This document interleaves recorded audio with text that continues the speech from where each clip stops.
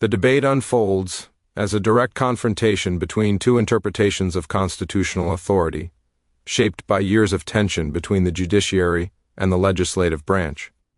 One side approaches the issue with a firm belief that judicial independence is not merely a principle, but an essential safeguard for the republic. According to this viewpoint, the courts must remain insulated from political influence, otherwise, the justice system risks becoming a tool for partisan agendas.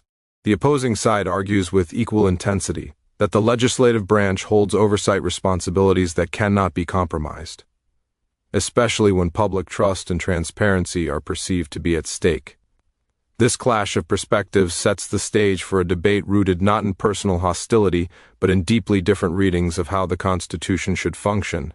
The judicial position emphasizes that the justice system cannot operate effectively when legislators attempt to intervene in active or sensitive matters. Judicial officers under this interpretation are entrusted with the solemn duty of applying the law impartially, free from intimidation, pressure, or external inquiry into their decision-making process. Any attempt by legislators to scrutinize judicial actions too closely is portrayed as an erosion of those protections. The argument insists that the judiciary has mechanisms of accountability built into its structure: appellate review, ethical codes, disciplinary procedures, none of which depend on legislative interference. Allowing Congress to interrogate judges about ongoing or past cases, in this view, would introduce an unacceptable level of political bias into the court system. The legislative position counters with the claim that oversight is not optional. From this standpoint, the people's elected representatives have the authority and responsibility to examine whether federal institutions remain within their constitutional boundaries. A judiciary that claims total independence, without room for questioning its conduct, risks transforming into an unelected sphere of power beyond public reach. Supporters of this view argue that checks and balances require transparency. When rulings affect national politics, major investigations, or controversial prosecutions, the legislative branch believes it must ensure no misuse of judicial authority is taking place. Without meaningful oversight, the concern is that judicial decisions could shape national outcomes without any mechanism for democratic accountability. As the debate deepens, both perspectives begin referencing historical tensions between the branches. The judiciary invokes past episodes where political pressures attempted to sway legal outcomes. Examples include periods when judges faced retaliation for rulings that displeased those in power, or when legislative bodies sought to manipulate the structure of courts for ideological gain. These historical references support the argument that maintaining distance from political actors is essential for preserving constitutional integrity. Without such insulation, judicial rulings could gradually lose legitimacy in the eyes of the public, appearing as extensions of partisan interest rather than objective law. The legislative perspective draws on its own historical narrative. Throughout American history, Congress has repeatedly exercised investigative authority over the executive and judicial branches, particularly during moments of national crisis or institutional uncertainty. From this viewpoint, robust oversight is not an intrusion, but an established practice that strengthens democratic accountability. Supporters emphasize that oversight does not imply control over judicial outcomes, but rather a duty to examine processes, ethical standards, and conduct. Without such scrutiny, Congress argues, the judiciary could drift away from the constitutional framework and function with insufficient transparency. As the debate continues, the judicial argument shifts toward the concept of separation of powers. The judiciary insists that boundaries exist for a reason, to protect each branch from domination by the others. The Constitution, under this interpretation, grants the courts independence precisely to prevent political actors from influencing legal judgments. The principle is portrayed as delicate and easily disrupted. A single attempt by legislators to compel judicial officials to testify or justify rulings could establish a dangerous precedent. If one such inquiry succeeds, future legislatures might feel empowered to question judges whenever a ruling becomes politically inconvenient. The legislative argument responds by focusing on the notion of imbalance. According to this perspective, the modern judiciary has gained significant power over policy, elections, national security matters, and major political controversies, while remaining shielded from democratic review. The legislative side contends that Congress is simply asserting its rightful role in ensuring that such power is exercised responsibly. Oversight, they argue, does not violate separation of powers, but reinforces it by preventing any one branch from operating without checks. The concern is that, without congressional oversight, judicial actions affecting national politics could become immune from inquiry, allowing unelected officials to exert disproportionate influence. The judicial perspective then turns to the issue of ongoing cases.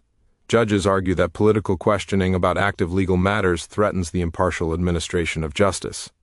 Even the appearance of political influence can undermine confidence in judicial neutrality. If legislators are allowed to scrutinize the reasoning behind a judge's decision while a case is still underway, both the public and the defendants may perceive the process as tainted.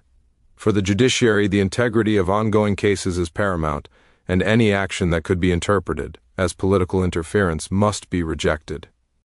The legislative viewpoint challenges this by pointing to concerns about selective enforcement and potential political motivations behind legal proceedings. This perspective argues that oversight is necessary precisely because some cases carry enormous national implications. When the public perceives a legal process as politicized or unfair, Congress believes it must step in to ask questions, not to control outcomes, but to guarantee fairness and transparency. Proponents argue that refusing oversight can appear as an attempt to hide misconduct or shield questionable actions from public scrutiny. As the debate intensifies, both sides adopt increasingly principled and philosophical tones. The judicial argument centers on the long-term consequences of legislative encroachment. The idea is that the judiciary must remain the one branch capable of deciding controversies, without fear of losing political favor.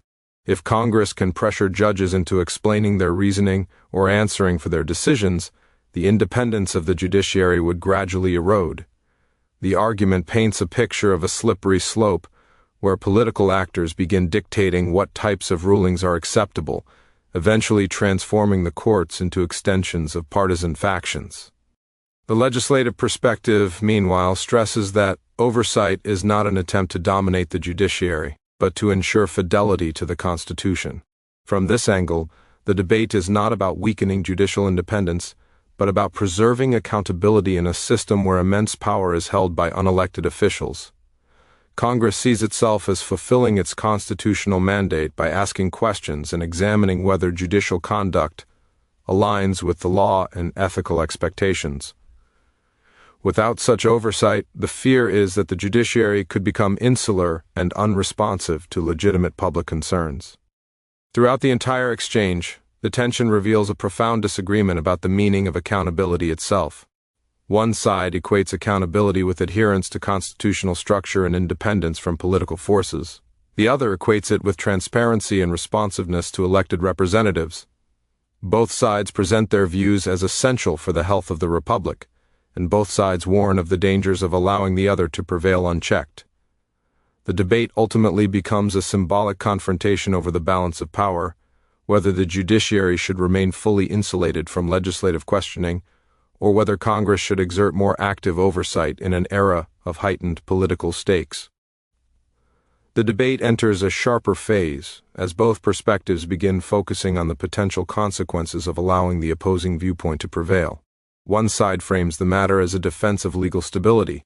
According to this reasoning, the judiciary's role is to interpret laws passed by Congress, not to answer to Congress about why those interpretations were made. Any shift toward legislators interrogating judicial actions is described as an inversion of constitutional roles. This viewpoint asserts that judicial rulings must stand on their written reasoning alone, not on subsequent explanations provided under political pressure. Without that separation, the entire justice system could become subject to shifting political winds, changing course every time a different party gains control of the legislature. The legislative perspective pushes back by arguing that no federal institution should operate without some form of oversight. The concept of balance, as explained from this side, is foundational to the nation's governing system. Legislators express concern that excessive judicial insulation may evolve into judicial absolutism, where judges exercise expansive authority with little practical constraint. The argument emphasizes that oversight does not necessarily mean influencing court outcomes. Rather, it involves evaluating whether ethical standards, procedural norms, and constitutional boundaries are being respected. Without this monitoring, the legislative branch fears that power could accumulate in the judicial sphere in ways never intended by the Constitution. As the debate intensifies, attention shifts to the public's perception of fairness. The judiciary's defenders emphasize that trust in the courts relies on the belief that decisions are based solely on law and fact, not the preferences of elected officials. If judges become subjects of congressional inquiry whenever they issue a controversial ruling, the public may begin to view the judiciary as just another political arena. This perspective warns that such an outcome would erode the unique authority that courts possess, the authority to settle disputes impartially. Without that credibility, even the most carefully reasoned rulings could lose legitimacy, generating widespread doubt about the fairness of the legal system. The opposing side brings forward a contrasting concern: the potential appearance of unaccountability. Legislators argue that when the judiciary dismisses oversight entirely, it risks projecting an image of aloofness. According to this viewpoint, the public may interpret such resistance as an attempt to hide mistakes or shield questionable conduct from scrutiny. Supporters of this argument warn that an institution claiming unchecked independence could foster resentment or distrust, especially in a climate where people demand transparency from all branches of government. The debate, therefore, revolves not only around structural powers, but also around how each branch maintains the trust necessary to function effectively. Discussion then turns toward the constitutional principles at stake. Those prioritizing judicial independence argue that the Constitution deliberately separates the branches to prevent any one from overpowering the others. Under this interpretation, requiring judges to justify their actions before legislators would represent a direct encroachment by the legislative branch. The fear is that once such a precedent is established, future demands could escalate. Today's inquiries might be limited to a specific case or decision, but tomorrow's could require judges to defend their broader judicial philosophies or political leanings. This possibility is framed as a threat not only to judicial independence, but to the impartial application of law itself. By contrast, the legislative viewpoint frames its actions as constitutionally grounded oversight. The argument emphasizes that Congress's authority to investigate is broad, stemming from its responsibility to legislate effectively and ensure that federal agencies, including the judiciary, operate within legal and ethical boundaries. According to this perspective, oversight is essential for identifying flaws, abuses, or inconsistencies that might require legislative correction. Without that investigative function, Congress argues, it would be unable to fulfill its constitutional obligations. Supporters of this view insist that oversight is not an attempt to control judicial outcomes, but a means of ensuring governmental integrity across all branches. The debate also touches on the evolving role of the judiciary in modern political affairs. Judicial critics argue that courts increasingly influence major national issues: elections, executive power, regulatory authority, and politically charged investigations. As judicial decisions grow more consequential, the legislative branch asserts that stakes for accountability also grow. Supporters of this position question whether traditional boundaries drawn nearly 250 years ago still function effectively in an era where courts have far greater influence on national policy than originally envisioned. This viewpoint argues that updated forms of oversight are necessary to match the judiciary's expanded modern role. Defenders of judicial independence respond by contending that the judiciary's growing influence is a direct reflection of congressional inaction or executive expansion, not judicial ambition. According to this perspective, courts are often drawn into political controversies precisely because other branches fail to address them adequately. Judicial defenders argue that questioning judges about such decisions misdiagnoses the issue. The courts are not overreaching, but fulfilling their duty to interpret law when disputes arise. They warn that legislative attempts to reshape or intimidate the judiciary would undermine the branch most capable of limiting partisan excesses in the other two branches. A significant portion of the debate revolves around the symbolic weight of the separation of powers framework. Supporters of strong judicial independence assert that the judiciary must remain the stabilizing force in times of political turmoil. The argument highlights that courts often serve as a societal anchor, applying consistent legal principles, even when public opinion shifts dramatically. Legislative interference, from this viewpoint, risks destabilizing that constancy by introducing political considerations into judicial analysis. Once the perception of purity in judicial reasoning is damaged, it may never fully recover. Legislative advocates counter by suggesting that separation of powers does not imply isolation of powers. They argue that checks and balances require interaction, not avoidance. Oversight is framed as a constitutional conversation between branches, not an attack. This viewpoint suggests that refusing oversight altogether might distort the separation of powers doctrine by giving the judiciary an authority level unmatched by the other branches. According to this reasoning, balanced government requires each branch to be both independent and accountable, and oversight is the mechanism through which accountability is achieved. As arguments evolve, both perspectives begin to address potential long-term consequences. Judicial defenders warned that congressional interference could set lasting precedents, encouraging future majorities to use oversight as a political weapon against judges they disagree with. The concern is that such a pattern would lead to a judiciary increasingly responsive to political threats, rather than legal principles. This could, in time, erode the rule of law and reduce the courts to instruments of the political majority, undermining protections for minority viewpoints and individual rights. The legislative side articulates its own cautionary vision. According to this perspective, failing to challenge judicial overreach today may embolden future courts to take even broader authority. If Congress allows the judiciary to claim total immunity from oversight, the branch could become increasingly insulated, gradually developing norms and practices that operate without democratic input. In this scenario, legislative supporters argue, judicial rulings, especially those affecting national political dynamics, could appear disconnected from public values and lack meaningful accountability. Both sides acknowledge that the current political climate intensifies the debate's significance.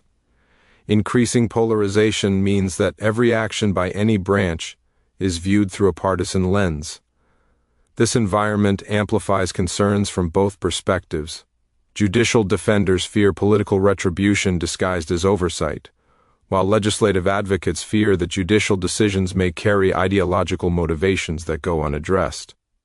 The debate thus becomes a broader struggle about institutional trust, during a period in which trust is fragile. By the end of this phase of discussion, both viewpoints stand firm in their conviction that they are defending the true meaning of constitutional governance.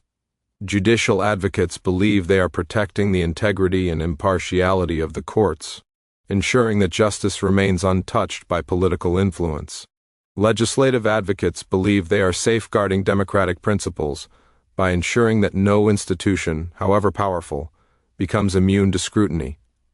The divide between these positions illustrates not only contrasting interpretations of constitutional text, but also contrasting visions of what the modern American government should look like.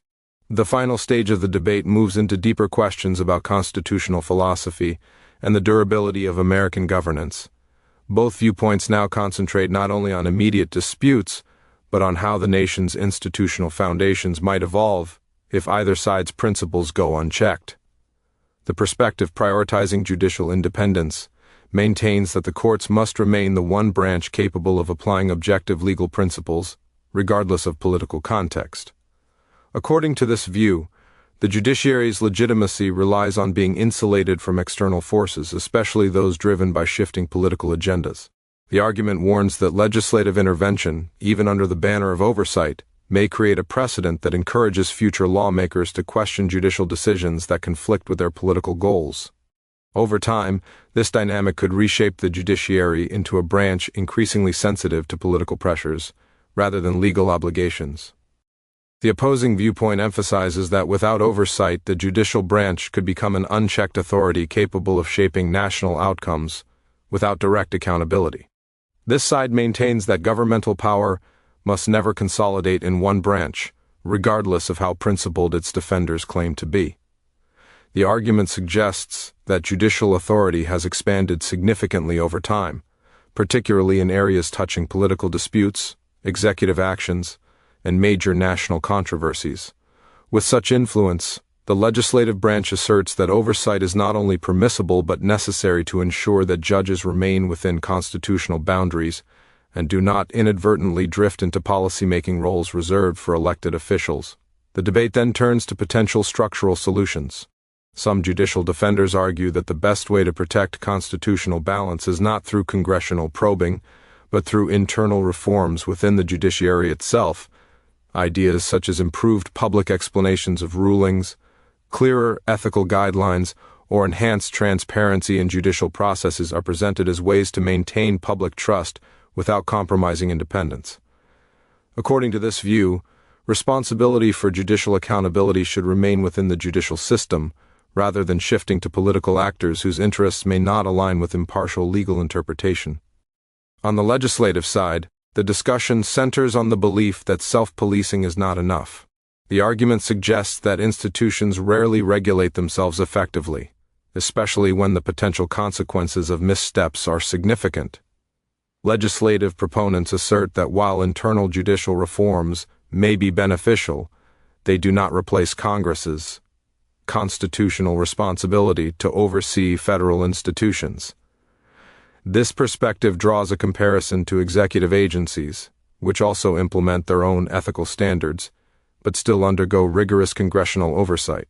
In the legislative view, the judiciary should not be the exception, especially when its decisions can have sweeping effects on national governance. Attention then shifts toward public expectations. Judicial defenders highlight that stability and predictability are central to public confidence in the courts.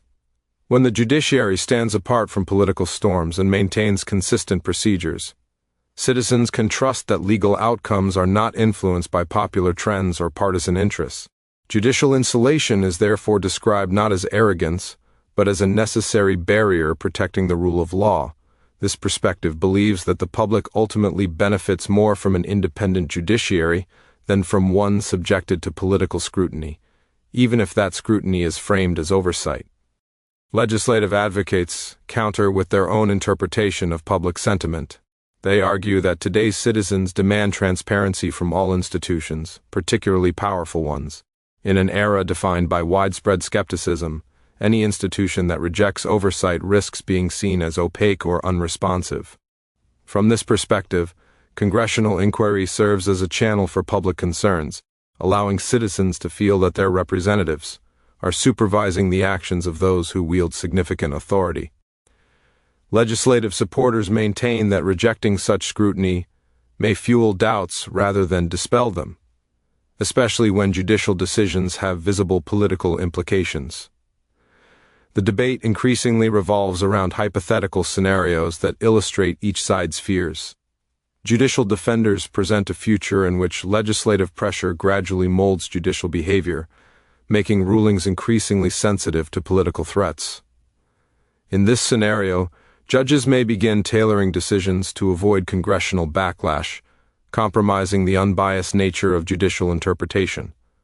Over the long term, important constitutional protections, including minority rights and unpopular legal principles, could weaken if judicial decisions begin aligning with majoritarian politics rather than legal reasoning.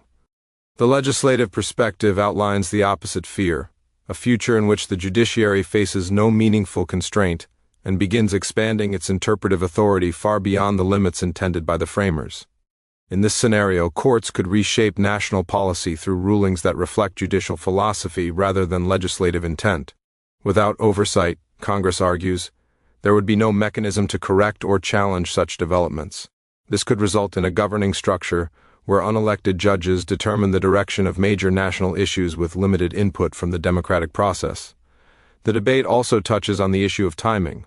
Judicial defenders argue that congressional involvement in ongoing or sensitive legal matters poses a unique threat. Interfering while a case is active could create public impressions of political influence, regardless of whether such influence exists. Even the appearance of political involvement is considered harmful to the justice system's credibility.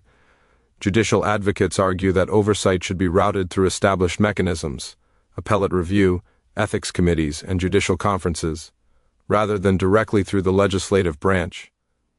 Legislative supporters respond by indicating that some judicial actions have immediate political impact and that waiting years for appellate processes may not adequately address public concerns. In their view, oversight is necessary not only after decisions are finalized, but also when the public perceives potential misconduct or questionable judgment. The legislative perspective emphasizes that transparency can reinforce confidence in the justice system, especially in politically charged moments, by demonstrating that no branch operates beyond scrutiny. The debate ultimately reveals a profound philosophical divide. The judicial perspective sees independence as the highest priority, believing that without it the rule of law collapses into partisan rule. Independence is seen as a protective shield against the moment's passions, ensuring that constitutional principles endure even when political pressures intensify.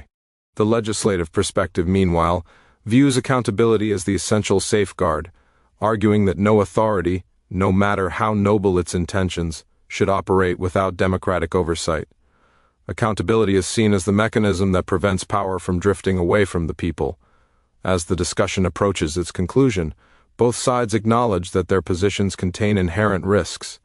Judicial independence, taken to an extreme, could create a branch isolated from democratic influence, potentially making decisions with profound national impact without public input.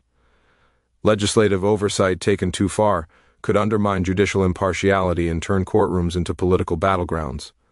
Recognizing these dangers does not resolve the debate but highlights the delicate balance that must be preserved. In the final analysis, the debate stands as a representation of the ongoing struggle between liberty and accountability, independence and oversight, judicial restraint, and legislative vigilance. Each perspective claims to protect the Constitution, yet each defines that protection differently. The judicial side emphasizes stability, neutrality, and insulation from politics. The legislative side stresses transparency, public trust, and constitutional checks on concentrated authority.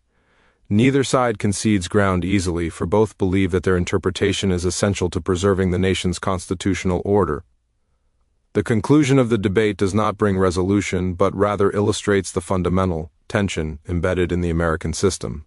Each branch of government is designed to challenge the others when necessary, creating friction that prevents the concentration of power. The disagreement between judicial defenders and legislative advocates is therefore not an anomaly but a reflection of a system that relies on balanced conflict to endure. The separation of powers framework demands constant negotiation, constant vigilance, and constant debate. This confrontation, like many before it, becomes part of that ongoing process, a struggle not between individuals but between principles shaping the structure of American governance.